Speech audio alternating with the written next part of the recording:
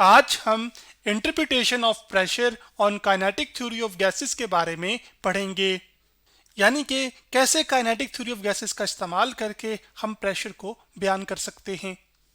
Kinetic theory of gases जो कि हम आइडियल गैसेस को बयान करने के लिए इस्तेमाल करते हैं, जबकि आइडियल गैसेस हमारे पास ऐसी गैसेस होती हैं जिनके पार्टिकल्स के दरमियान किसी किस्म की कोई इंटरमॉलिक्यूलर फोर्सेस नहीं होती, जिसकी वजह से वो ना ही पार्टिकल्स एक दूसरे को अट्रैक्ट कर रहे होते हैं और ना ही एक दूसरे को रिपेल कर रहे होते हैं।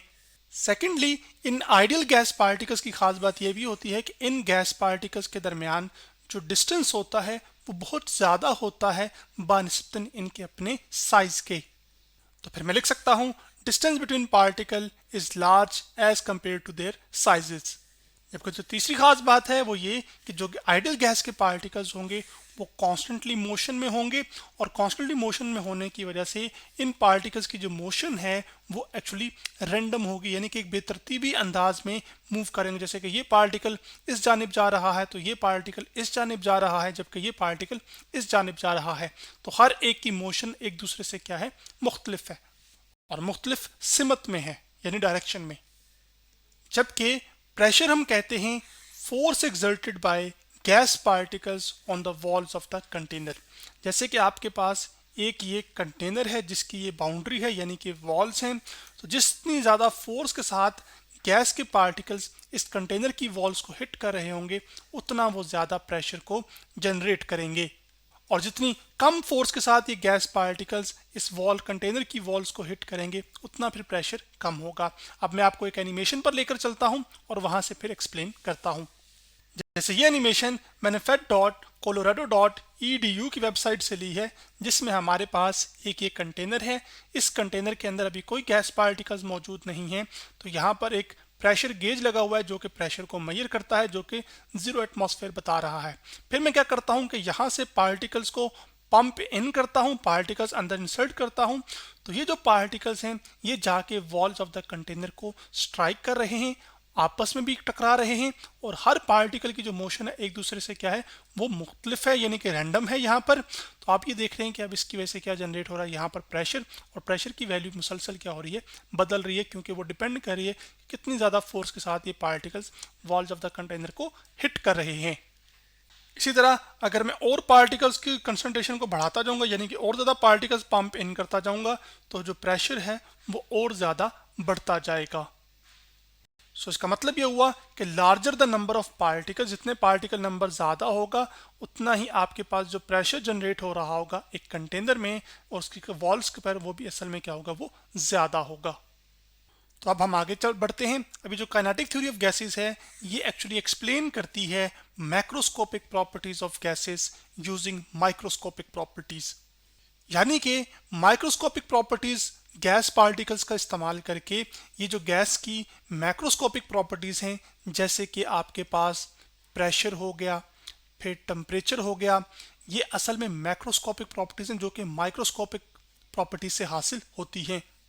तो मैक्रोस्कोपिक प्रॉपर्टीज़ हम कहते हैं, macroscopic properties are properties of matter in bulk, यानी कि मैटर जो ऐसी चीज़ जो कि जगह और वज़न रखती हो, उसकी जो प्रॉपर्टीज़ हैं उसको बल्क में देखा जाए, यानी कि बहुत ज़्यादा मिकदार में, तो वो आपके पास क्या होती हैं, मैक्रोस्कोपिक प्रॉपर्टीज़।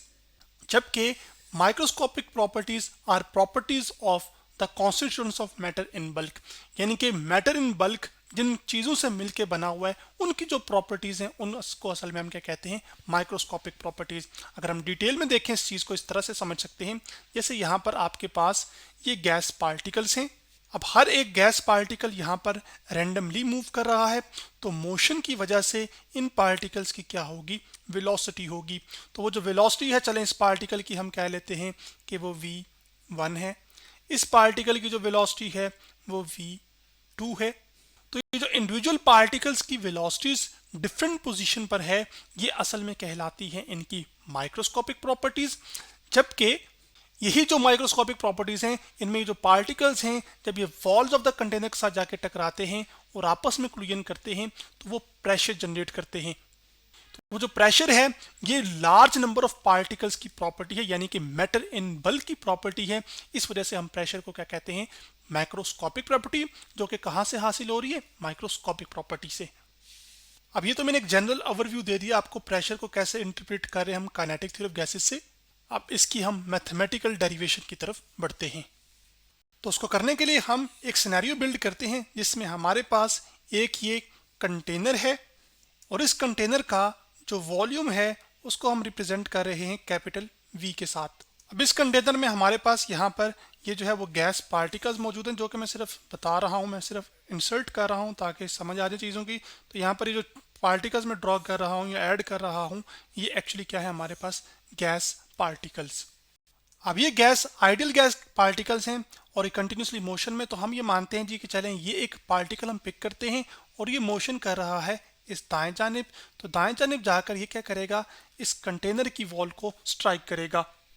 तो अभी चूंकि ये सिर्फ एक्स सेक्शन में मूव कर रहा है तो हम इस पार्टिकल की वेलोसिटी को कह लेते हैं Vx।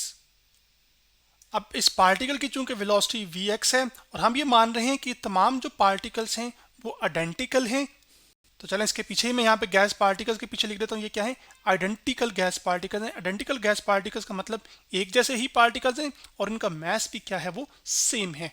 तो हम इस सिंगल पार्टिकल का जो मैस है वो मान लेते हैं कि वो m है। अभी जो मैस इन मोशन होता है इसको हम कहते हैं मोमेंटम। इसका मतलब है इस पार्टिकल के पास एक मोमेंटम है। तो चलें यहाँ मैं लिख भी देता हूँ कि मोमेंटम हम किसको कहते हैं, मैस इन मोशन को। और इस पार्टिकल का जो मोमेंटम है उसको हम रिप्रेजेंट करते हैं सिंबल p के साथ, जो कि इक्वल होगा मैस टाइम्स इस पार्टिकल की वेलोसिटी जो कि Vx है। अब ये पार्टिकल जाकर क्या करता है कि ये वॉल्स ऑफ द कंटेनर को स्ट्राइक करता है। तो जब ये इस वॉल को जाके टकराता है तो ये पार्टिकल इस वॉल को लग के वापस आएगा इस तरफ बाएं जानिब। तो अभी चूंकि हमने ये कहा था कि हमारे पास जो क्लूजन्स हैं बिटवीन पार्टिकल्स और वॉल्स ऑफ द कंटेनर वो इलास्टिक क्लूजन्स होंगे, तो आपके पास ये पार्टिकल जिस वेलोसिटी के साथ जाके इस वॉल को टकराएगा असल में उसी वेलोसिटी के साथ ये वापस आएगा। और यहाँ पर जो क्लूजन्स हैं, इलास्टिक क्लूजन से मुराद ऐसे क्लूजन्स होते हैं जिनमें काइनेटिक एनर्जी और मोमेंटम दोनों ही कंजर्व रहते हैं। अब चूंकि वेलोसिटी की डायरेक्शन क्या होगी, अगर राइट जानिब वेलोसिटी पॉजिटिव ली गई है तो लेफ्ट जानिब वेलोसिटी को नेगेटिव लिया जाएगा। तो टकराने के बाद जो ओवरऑल चेंज आया होगा मोमेंटम के अंदर इस पार्टिकल के, उसको हम लिख सकते हैं चेंज इन मोमेंटम, जो कि बराबर होगा final momentum minus initial momentum के। तो फाइनल मोमेंटम को हम रिप्रेजेंट कर रहे हैं Pf के साथ, जो कि मैं लिखूंगा Pf, यानी कि final momentum minus initial momentum को हम रिप्रेजेंट कर रहे हैं Pi के साथ।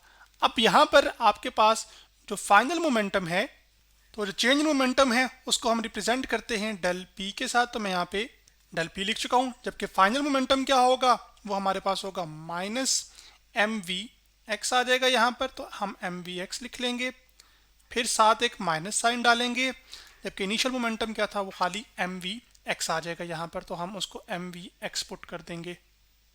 तो हमारे पास ये जो डेल P है ये एक्चुअली आ जाएगा नेगेटिव 2mvx। अब यहाँ पर जब हम अपनी डिस्कशन को आगे बढ़ाएंगे तो हम इस चीज़ में इंटरेस्टेड हैं कि मोमेंटम का मैग्नीट्यूड क्या है, यानी कि जो चेंज मोमेंटम हुआ है उसका मैग्नीट्यूड क्या है, ना कि उसकी डायरेक्शन में। तो फिर जब हम सिर्फ मैग्नीट्यूड को डिस्कस कर रहे होंगे तो हम एक्चुअली जो डेल P का मैग्नीट्यूड है उसको मैं लिख भी देता हूँ यहाँ पर, डेल P मैग्नीट्यूड में आपके पास ये नेगेटिव साइन ओमिट हो जाएगा और आपके पास सिर्फ आ जाएगा 2mvx। इसको यहाँ पे मैं लिख भी देता हूँ कि ये क्या है, डेल P जो है आपके पास, अब ये क्या है, ये मैग्नीट्यूड ऑफ मोमेंटम लिख रहे हैं इसको। चलें यहाँ पे एक लाइंस भी लगा लेते हैं जो कि मैग्नीट्यूड के सिंबल को रिप्रेजेंट करते हैं। डायरेक्शन असल में हम इस वजह से भी कंसीडर नहीं कर रहे क्योंकि आपके पास ये तो भी एक सिंगल पार्टिकल की बात कर रहा हूँ ना, जब लार्ज नंबर ऑफ पार्टिकल्स होंगे तो वो कंटिन्यूसली आके स्ट्राइक कर रहे होंगे, तो आप आपस में भी स्ट्राइक कर रहे होंगे, तो जो टोटल आपके पास एवरेज वेलोसिटी होगी ना इन पार्टिकल्स की, वो किसी भी एक खास डायरेक्शन में नहीं होगी। इस वजह से उनका जो चेंज इन मोमेंटम होगा ऑन एवरेज वो भी जीरो निकल कर आ रहा होगा इलास्टिक क्लूजन्स होने की वजह से। लेकिन अभी चूंकि हम सिंगल पार्टिकल के लिए बात करें तो इस वजह से हम उसका जो मैग्नीट्यूड है उसको कंसिडर करेंगे। ये सारी कैलकुलेशन करने का असल में मकसद ये है कि हम ये जान सकें कि आपके पास क्या फोर्स लगा रहा होगा ये पार्टिकल इस वॉल ऑफ द कंटेनर पे, और इस वॉल ऑफ द कंटेनर का जो एरिया है वो एक्चुअली हमारे पास ए है जिसको मैं यहाँ पे लिख भी देता हूँ, और जिस फोर्स के साथ आएगा ये इसको, मतलब जो फोर्स लगाएगा ये इस वॉल ऑफ द कंटेनर पर, उस फोर्स को हम एफ कह रहे हैं। जबकि आप ये जानते हैं वैसे तो कि जो प्रेशर होता है वो एक्चुअली फोर्स ओवर एरिया होता है, यानी कि कितनी ज़्यादा फोर्स लग रही है किसी एक एरिया पर। तो जितनी ज़्यादा फोर्स लगेगी एक खास एरिया पर उतना प्रेशर ज़्यादा होगा। तो अब हम चेंज इन मोमेंटम का इस्तेमाल करते हुए सबसे पहले एक्चुअली फोर्स को कैलकुलेट करेंगे, और फिर फोर्स की मदद वैल्यू को पुट करके हम एक्चुअली जो प्रेशर P है वो कैलकुलेट कर लेंगे। अब फोर्स कैसे कैलकुलेट होगी? फोर्स इस तरह से कैलकुलेट होगी कि फोर्स हम जानते हैं फिजिक्स के अंदर कि आपके पास ये बराबर होती है rate of change of momentum के, यानी कि जब लीनियर मोमेंटम टाइम के लिहाज से चेंज होता है, जबकि linear momentum mass in motion को ही हम कहते हैं, तो वो जब लीनियर मोमेंटम टाइम के लिहाज से चेंज होता है तो उसको हम कहते हैं कि इसके पार्टिकल के ऊपर क्या लग रही है, एक फोर्स लग रही है। लेकिन इस सिनेरियो में आपके पास ये जो पार्टिकल है वो फोर्स किस पे लगाएगा? वॉल्स ऑफ द कंटेनर पे। तो उसका जो मोमेंटम है उसको चेंज होना चाहिए। तो वो जो चेंज इन मोमेंटम हमने कैलकुलेट किया वो हमारे पास उसका जो मैग्नीट्यूड है वो 2mvx निकल कर आया है। इसका मतलब है कि फोर्स लगी है। तो अब इस डेल पी की जगह हम एक्चुअली यहाँ पर जो मोमेंटम का मैग्नीट्यूड है उसको पुट करेंगे, और वो टाइम ड्यूरेशन कैलकुलेट करेंगे जिस टाइम ड्यूरेशन में ये मोमेंटम चेंज हुआ, यानी कि पार्टिकल आया, स्ट्राइक किया और वापस गया।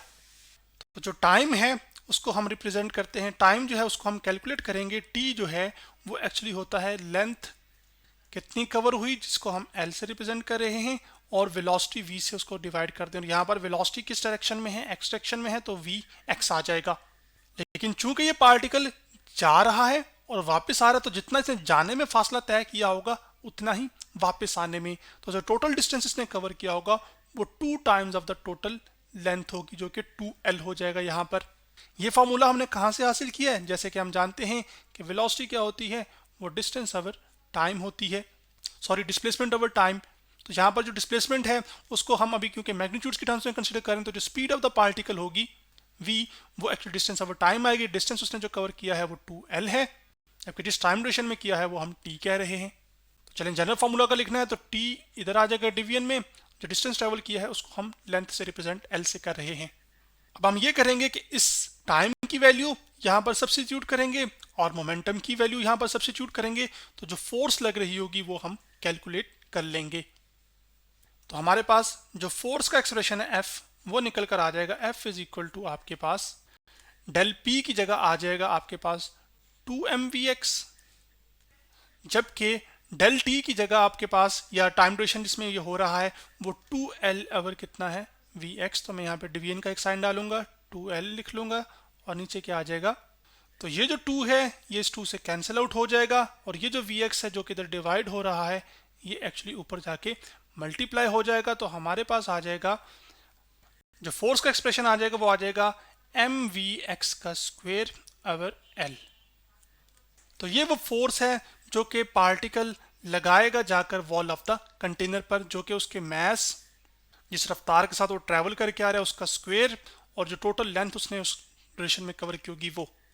अभी आज तो हमने एक सिंगल पार्टिकल के लिए फोर्स कैलकुलेट की है, अब नेक्स्ट लेक्चर के अंदर ये हम तमाम पार्टिकल्स के लिए कैलकुलेट करेंगे। तो जो टोटल फोर्स होगी वो तमाम फोर्सेस का सम होगी, और उसी से फिर हम अपनी डेरिवेशन को और आगे बढ़ाएंगे।